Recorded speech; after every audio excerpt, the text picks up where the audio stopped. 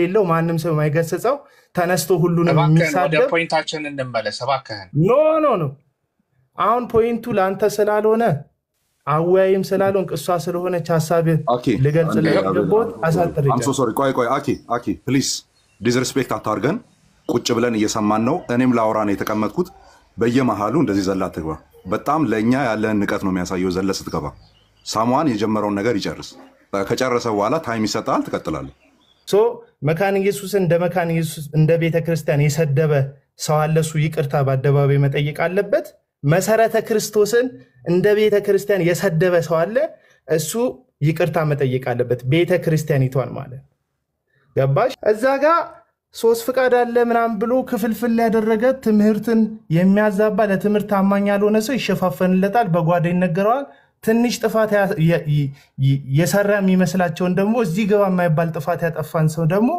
ካልገደል ነው ካላጠፋ ነው ደግሞ ይላሉ አይሽ ይሄ ነው ሚዛን አልባ መሆን ይሄ ነው አባይ ሚዛን ማለት በቃ ለትምህርት ለእግዚአብሔር ቃል ለእግዚአብሔር ነገር መወገን አስፈላጊ ነው ሰውየውን እናጥፋው እናሳደው ሰውየውን ከዚህ ሚዲያ ላይ ተሳደው ይጥፋ ይያልኩ አይደለም መታረም ካለበት ግን በአደባባይ ትክክል ባልሆነበት ጉዳይ ላይ ትክክል አይደለም ተብሎ ለትምህርትና ለእውነት እንደቆምን አሳይተን ወንድማችንን ግን በፍቅር መመለስ አለብን በሚለው እስማማለሁ ግን በቃ እውነትሽን ቀጥይ አንቹ እኔም ቀድም ቃሌ ሲናገር ነበር ስታለቅሽ ስለሰማው ነው እንጂ እንደዚህ አይነት ግርግር ውስጥ የመግባት እቅድ የለኝም በስ እኛ ምናምነው ኦኬ እኛ ምናምነው የሁሉም ቤተ እምነት አንድ አይደለም ኦኬ ሙሉ ወንጌል ብትሄዱ ሌላ ዶክትሪን ያለው ቃለ ሕይወትም ሌላ ነው መካነ ኢየሱስ ሌላ ነው አላምንም በጣም ቲክቶክ ላይ ኢጎ በጣም በቀጥላቻ ይሄ ቂም በቀል መበቀል በጌታ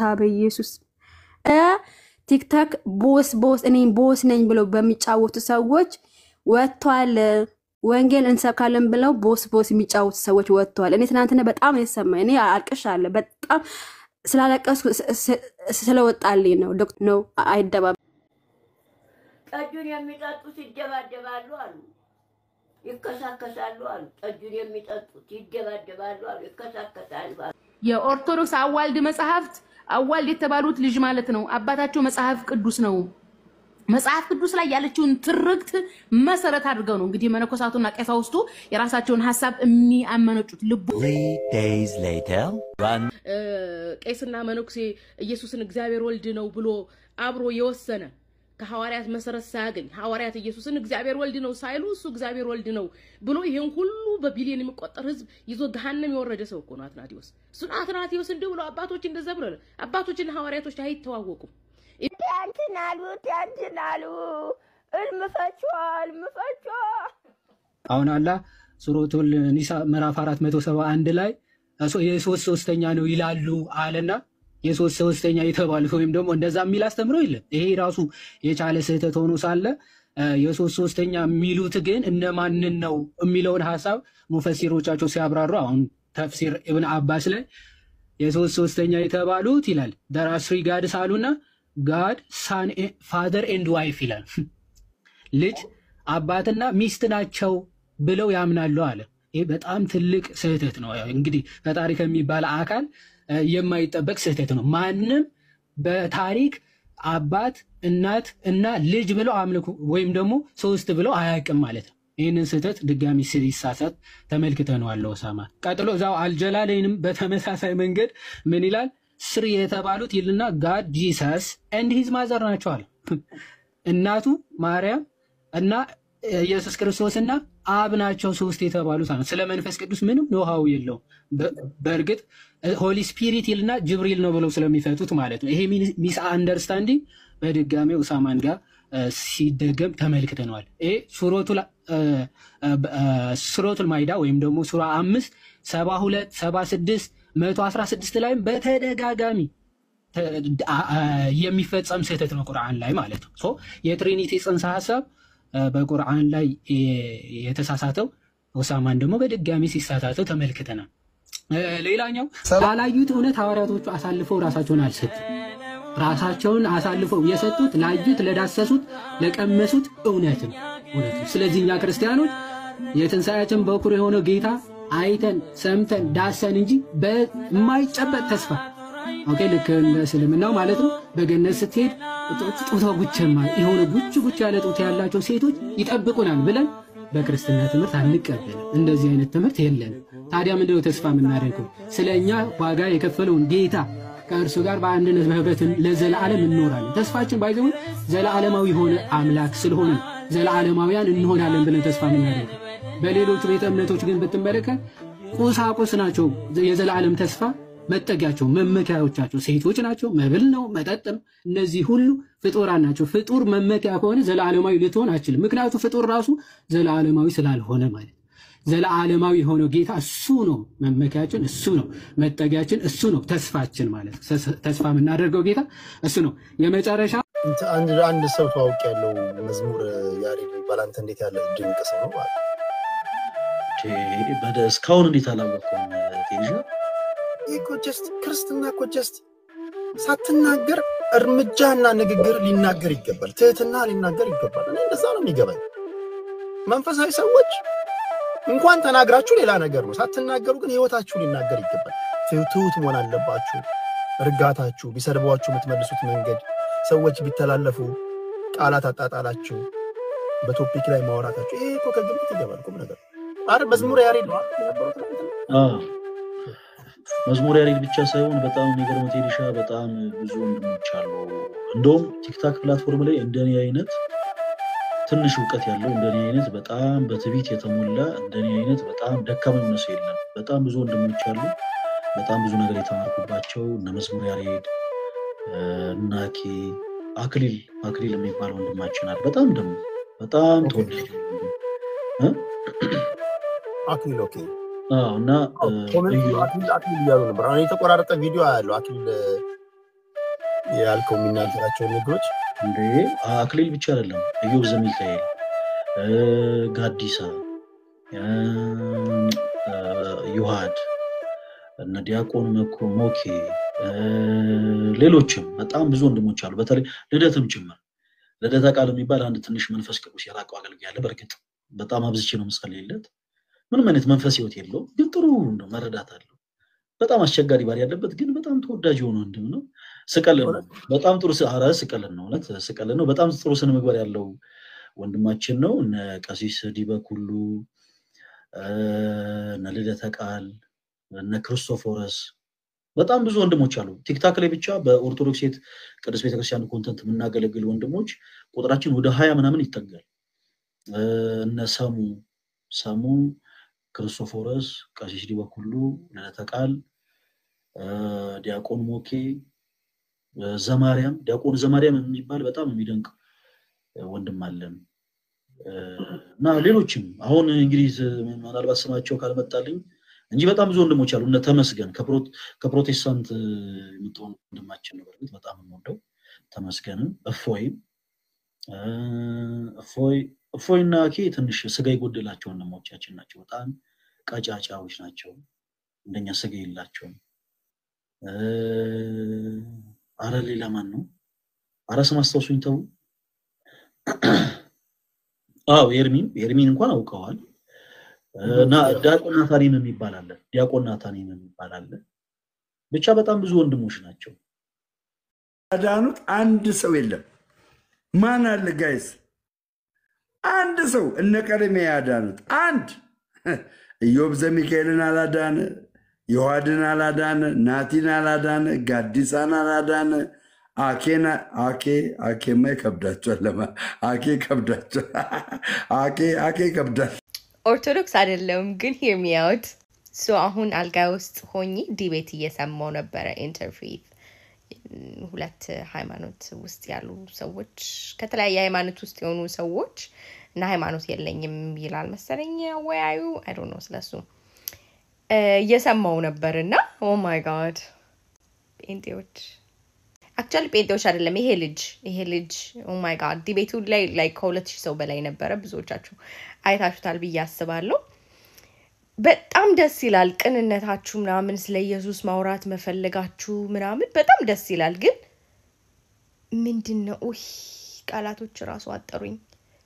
እሱ ላይቭ ውስጥ ገብቼ ላዋራው ሞክሬ ነበር፣ ኮሜንት አድርጌለታለሁ ምናምን ሚውት አደረገኝና እስኪ በቪዲዮ ልንገረው ብዬ ነው ባልሰራው ይሻላል ይሄን ቪዲዮ። ግን እሱ ከወጣ በኋላ እያወሩ እየተወያዩ ኤርሚና መዝሙር ነው አይ ቲንክ ሌላኛው ልጁ ስሙና እርጋታቸው ቀስ ብለው ቃሉን በደንብ እያነሱ ነው የሚያወሩት ምናምን በጣም ደስ ይላል። ያኛው ልጅ ግን ይሄ ሃይማኖተኝነት ነው ተረጋግቶትን ማድረግ ምናምን አለ። ግን አይ ኖ ላይክ ሎጂካል ሆኑ እንጂ አንደኛ የሌላውን ሰው መስማት በጣም ጥሩ ነው። ኦፍ ኮርስ ታውቃላችሁ እናንተ እኔ ያውቃለሁ ብላችሁ ነው የምታስቡት ዩዥሊ ዲቤት ውስጥ ስትገቡ። ግን ዋይዝ ከሆናችሁ ዝም ብላችሁ ሌላኛውን ሰው መስማት በጣም ትልቅ ጥበብ ነው። ጊዜ ሲሰጣችሁ ደግሞ የእናንተን ስታንስ ትናገራላችሁ። ወይም እሱ ወንጌልን እየተናገርኩ ነበር ብሏል ስለዚህ ወንጌልን መናገር ትችላላችሁ። ግን ሁለታችሁ የምታምኑት አንድ መጽሐፍ ቅዱስ ነው። ሶ ጊዜ ሰጥቶ ሁለቱንም መስማት በጣም ጥሩ ነገር ነው። በጣም ስላበሳጨኝ ነው ለምን ቪዲዮ አልሰራም ብዬ ሆን እንደምታዩ አልጋ ውስጥ ነኝ። የተለያየ ደግሞ አቋም አላችሁ በአንዳንድ ነገሮች ላይ ማለት ወንድማችሁ አይደለም ያ ሰው ማለት አይደለም። ሁለታችሁ በክርስቶስ ኢየሱስ ታምናላችሁ። ሁለታችሁም በስላሴ ታምናላችሁ። ላይክ ቤዚክ በሆኑ ነገሮች ታምናላችሁ። ሌላኛው ልጅ ሲል የነበረው አየን ኢየሱስ ይለያል። ኤኒዌይ ላይክ ዲቴይልስ መግባት አልፈልግም። አይ ጀስት ዋና ሴይ ክፍት አርጉ ልባችሁንና ስሙ። በቃ እውነት አለን ይጋብላችሁ ነው የምታምኑት አይደል? that's good። ግን ደግሞ ሌላ ሰው ምንድነው የሚያምነው? ኢቭን መመስከር ስትፈልጉ እኮ ሌላኛው ሰው ምንድን እንደሚያምን ካላወቃችሁ እንዴት ነው የምትመሰክሩለት? ስለዚህ መስማት እንለማመድ ባካችሁ ኢትዮጵያኖች። ኦፕን አርጉ ልባችሁን። ኢቭን ሃይማኖት የለኝም ብሎ ለሚያስብ ሰው ራሱ ጊዜ ሰጣችሁ ምንድነው የሚያምነው ይሄ ሰውዬ ብሎ መስማት ጥሩ ነው። ስትሰሙን ከሪሌሽንሺፕ በኋላ ነው ሼር ማድረግ የሚቻለው። ሰው ስሙ እና መዝሙርና ኤርሚ አክቹሊ የኤርሚ ሲያወራ አልሰማሁትም መዝሙር ሲያወራ ነው የደረስኩት። I love it። ዛሬ ነው ያየሁት በጣም ወድጄዋለሁ። keep going። በፊት ድሮ ክርክር ስሰማ በቃ ማርያም ታማልዳለች አታማልድም ነበር ክርክሩ። ግን አሁን ላይ የመጡት የቲክቶክ ላይ ያሉ ኦርቶዶክሶች ወዳቸዋለሁ ሁላችንም ተናደሩ። ለሙስሊሞች አሁን ወንጌል ሰብካችሁ ሙስሊሞችን ወደ ክርስትና ለማምጣት ብትፈልጉ ማንን ነግራችሁ ነው የምታመጧቸው ወደ ክርስትና? ይሄን ጥያቄ ወደ ክርስትና ሐሳብ ልምጣ። ብዙ ነገሮች ስላልተመለሱ ማለት ነው። ጌታችን መድኃኒታችን ኢየሱስ ክርስቶስ በመጽሐፍ ቅዱስ በመልአት ኢንታየርሊ አምላክነቱ ተገልጿል። ከዮሐንስ 1:1 ጀምሮ ማለት ነው። ቀድመ ህላዌው በመጀመሪያ ቃል ነበረ፣ ቃልም በእግዚአብሔር ዘንድ ነበረ፣ ቃል ራሱ እግዚአብሔር ነበረ ይልና ቃልም ሥጋ ሆነ ይላል። ቃልም ሥጋ ሆነ ማለት ጸጋና ተመልቶ በእኛም ማደረ ይላል። ያ እግዚአብሔር የሆነው ሰዎችን ለማዳን ሥጋ ሆኖ በእኛ አደረ ይልና አንድ ልጅ በአባቱ ዘንድ ያለውን ክብሩ እሱን አየን ይላል። በጣም የሚደንቅ ነው። በአባቱ ዘንድ የነበረው ክብሩ ያየነው ቃል ሥጋ ሲሆን ነው ይለናል። አንደኛ ጢሞቴዎስ ምዕራፍ 3 ከቁጥር 16 ሐዋርያ ቅዱስ ጳውሎስ ምን ይላል? እግዚአብሔርን የመምሰል ምስጢር ያለ ጥርጥር ታላቅ ነው ይልና ለመላእክት የታየ ኦኬ በሥጋ የተገለጠ ይላል። መላእክት እንኳን ያዩት ያንን ድንቅ አምላክ ምን ካለ በኋላ ነው? በሥጋ ከተገለጠ በኋላ። ለዛ ነው ፈጣሪ ራሱን ካልገለጠ በስተቀር ፍጥረት ተመራምረው ሊደርስበት አይቻልም። መላእክት እንኳን አልደረሱበትም። ስለዚህ በሥጋ ሲገለጥ ታየ። ቅዱስ ዮሐንስ በረከቱ ይደርብንና ይህንን ቃል ሲገለጥ ምን ብሎ ተናገረ? ያ ከጥንት የነበረው ሕይወት የሚሰጠው አምላክ ሲገለጥ አየን ወዳሰስ ነው ብሎ ተናገረ። የት? አንደኛ ዮሐንስ ምዕራፍ 1 ከቁጥር 1 ላይ ስለ ሕይወት ቃል ከመጀመሪያ የነበረውንና የሰማነውን በዓይኖቻችንም ያየነውን የተመለከትነውን እጆቻችንም የዳሰሱትን እናወራላችኋለን። ክርስትና መሰረቱ ባይዘወይ በእውነት ላይ የተመሰረተ ነው። ሐዋርያቶቹ አይቶ ያረጋገጡትን አምላክ ነው የሰበኩት።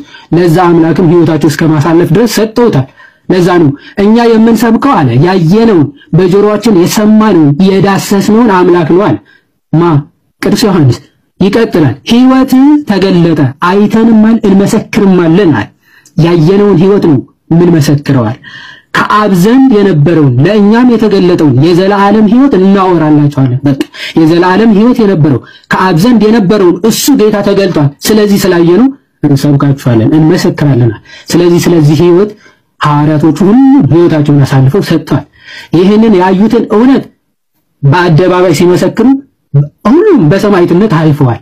ኦኬ እንደው አንዳንድ ክርስቲያኖች ኤቲስቶች ላይ ክርስቲያኖች የሚያነሱት አርጊመንት ይሉና ክርስቶስ ሳይነሳ እንደተነሳ አስመስለው ራሳቸውን አሳልፈው ሰጡ የሚባል አርጊመንት ምን ያክል ሞኝነት ነው ይል። ኦኬ ላላዩት እውነት ሐዋርያቶቹ አሳልፈው ራሳቸውን አልሰጡም። ራሳቸውን አሳልፈው የሰጡት ላዩት፣ ለዳሰሱት፣ ለቀመሱት እውነት ነው። ስለዚህ እኛ ክርስቲያኖች የትንሣኤያችን በኩር የሆነ ጌታ አይተን ሰምተን ዳሰን እንጂ በማይጨበጥ ተስፋ ኦኬ ልክ እንደ እስልምናው ማለት ነው በገነት ስትሄድ ጡቷ ጉቸማ የሆነ ጉች ያለ ጡት ያላቸው ሴቶች ይጠብቁናል ብለን በክርስትና ትምህርት አንቀበልም። እንደዚህ አይነት ትምህርት የለንም። ታዲያ ምንድነው ተስፋ የምናደርገው? ስለኛ ዋጋ የከፈለውን ጌታ ከእርሱ ጋር በአንድነት በህብረት ለዘላለም እንኖራለን። ተስፋችን ባይዘው ዘላለማዊ ሆነ አምላክ ስለሆነ ነው ዘላለማዊያን እንሆናለን ብለን ተስፋ የምናደርገው። በሌሎች ቤተ እምነቶች ግን ብትመለከት ቁሳቁስ ናቸው የዘላለም ተስፋ መጠጊያቸው መመኪያዎቻቸው፣ ሴቶች ናቸው፣ መብል ነው፣ መጠጥ ነው። እነዚህ ሁሉ ፍጡራን ናቸው። ፍጡር መመኪያ ከሆነ ዘላለማዊ ልትሆን አትችልም። ምክንያቱም ፍጡር ራሱ ዘላለማዊ ስላልሆነ ማለት ዘላለማዊ ሆኖ ጌታ እሱ ነው መመኪያችን፣ እሱ ነው መጠጊያችን፣ እሱ ነው ተስፋችን ማለት ተስፋ የምናደርገው ጌታ እሱ ነው። ኢየሱስ ክርስቶስ ወደ አልዓዛር መቃብር ሄደ። ወደ ታኖራችሁ ታሳዩ አለ። ሃሌሉያ ልትታይ ነው ታሳዩ ለማለት ጋር ያለው ሽሮባ ናውጣ አሜን ዋቲና ባዲና ያማሉስ አባሪ ማዳማት ጌታ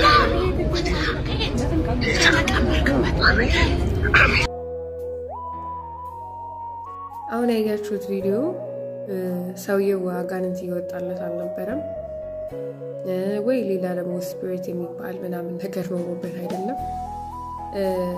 እንግዲህ በመንፈስ ቅዱስ ተሞልተን ነው እየጸለይን የነበረው። እንደዛ አይነት ድባብ የነበረው ነው ላይቭ ላይ ነው። የእውነት ግን ወዴት እየሄድን እንደሆነ ግራ እየገባኝ ነው። ማለት ምን አይነት ኤክስፒሪየንስ ነው ይሄ? ኬት ያመጣ ነው?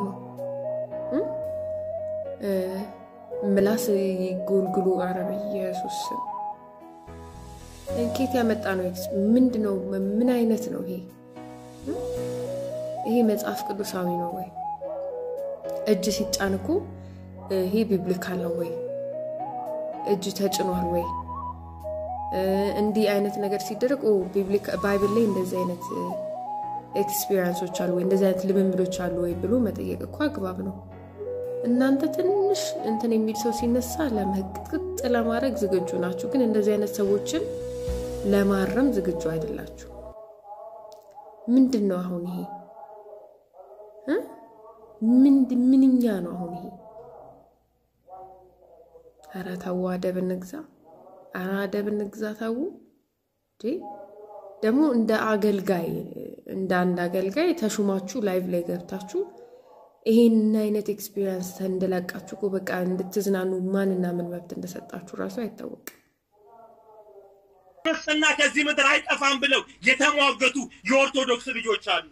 ስለ ኢየሱስ የሞቱ በጣም ጀግናዎች። ይሄ ሆዳም ዳቦ የበላ ወንጌልን ትሸጣለህ፣ እግዚአብሔር ይገስጽ። አባቶች ነፍስ ዋጋቸውን ከፍለዋል። እነ ግራኝ መሐመድ ምድሪቷን ሲያምሱ ነገሩ የትኛው ፕሮቴስታንት ቤተክርስቲያን ነው? እውነቴን እኮ እነዚህ ላሊበላ እኮ በድንጋይ በእጅ እኮ ስለ ዋጋቸውን እዛ ቦታ ላይ የሚበላ ነገር የለም እኮ በእውነት የሚበላ ነገር የለም። ዋጋ ከፍለው ለአምላክ ክብር ቤተክርስቲያን ሰርተዋል። ዮናስ የት ነህ እያልኩኝ ነው። እኔም ወደ ጫካ ልገባ ነው። ሰላም እንዴት ናችሁ? ዘንድሮ ሰይጣን አለፋታ ብሎኛል። ይሄን አመት ጥሩ ጊዜ አልነበረም ለኔና በተለይ ደግሞ ሰሞኑን በጣም ከባድ ጭንቀት ውስጥ ነበርኩኝ። የሆነ ድንገተኛ አጣብቂኝ ነገር ገጥሞኝ በጣም ከባድ ጭንቀት ውስጥ ነበርኩኝ። ኢቭን ቴሌግራም ቻናሌ ላይ የሰዎችን እገዛ እስከጠይቅ ማለት ነውና እግዚአብሔር የባረካችሁ እውነቶች እግዚአብሔር ልኮልኝ ከዛ ጭንቀት ገና ተገላግዬ እፎይ እንዳልኩኝ ዛሬ አሁን ከሰዓት በኋላ ከስራ ቦታ ተደወለልኝና ወደ ስራ ቦታዬ መጥተውኝ ስራ ከጀመርኩኝ አዲስ ስራ ምናምን ለመጀመር ወክሬ ከጀመርኩኝ ቢያንስ 3 ወር ይሆነኛል። ስራው መስራት ከጀመረ በቃ ቢያንስ 2 ወር ቢሆነው ነው። በጣም ብዙ ወጪ አውጥቼ ነው ስራውን የጀመርኩት። እኛው አሁን ስመጣ እየፈረሰ ነው።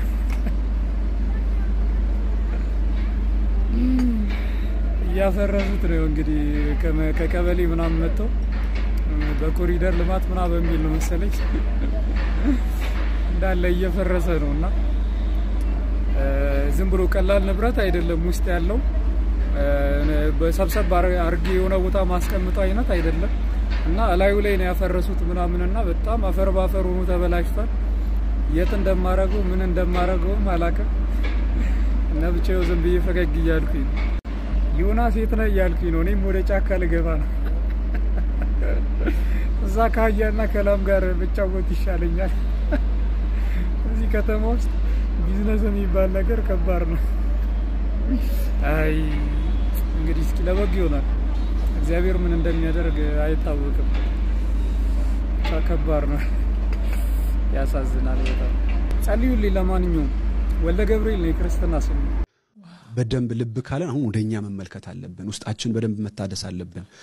ህብረት እየተገነጣጠልን ሁሉ እንደፈለገው ሁሉ እንዳሻው ሁሉ ፈላጭ ቆራጭ እየሆነ እየተጓዘን ነውና ከ10 ዓመት በኋላ በዚሁ መንቀጥል ከሆነ ትልቅ ጥያቄ ምልክት ውስጥ ነው መንጋው።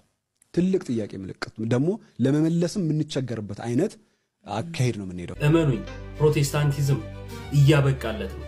ፕሮቴስታንት ወንድሞቻችንና እህቶቻችን ታላቁም ታናሹም ሁሉ ቅድስት ቤተ ክርስቲያን ወይ ማሪን ሳናውቅ ነው የወጣ ነው እያሉ የሚመለሱበት ዘመን እጅግ በጣም ቅርብ ነው። ፕሮቴስታንቲዝም ያበቃለት። አንተ ትልቅ እግዚአብሔር ሰው ዘመን ይባረክ። ሀርጋዱና ይሁን አለ። ጽድቅ የሚገኘው በተራራም በቁልቁለትም በሜዳም ሳይሆን በእግዚአብሔር ጸጋ በክርስቶስ ኢየሱስ በማመን ነው። በደንብ አድርጋችሁ አሜን በሉ።